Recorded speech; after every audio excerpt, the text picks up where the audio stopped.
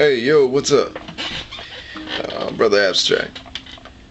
I want to do my review on The Roots' new album called How I Got Over. Yeah, if you know The Roots, they always had a really mature sound to them. You can go back as far as like 93 with Organics on up. And this one is definitely not an exception to the rules. It's their most mature records, most mature sounding record that they've ever made, if you ask me.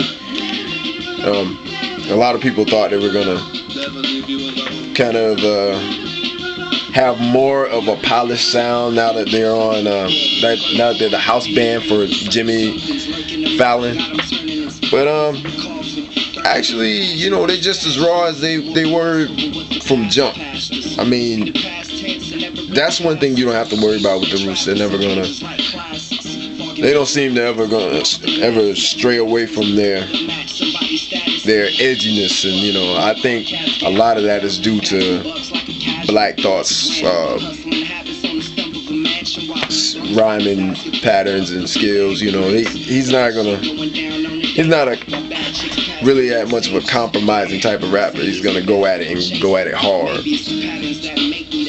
But the thing is, you don't hear a whole lot of Black Thought. It's not as, I want to say lonely, but if you look at the first few albums that they made, like after Things Fall Apart, it sounds very, very lonely, like, because it was just Black Thought rapping mostly. And that was after the Malik B disappeared, and that's one downside to this album. There's no Malik B. Come on, man. Where's Malik B? You can't have an album without Malik B, man. That's why I wasn't really feeling the phrenology and the tipping point, because there was no Malik B.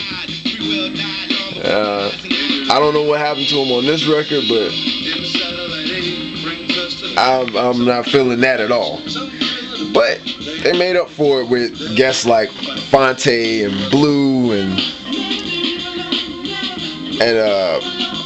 PDP on here, which I think is a real dope rapper.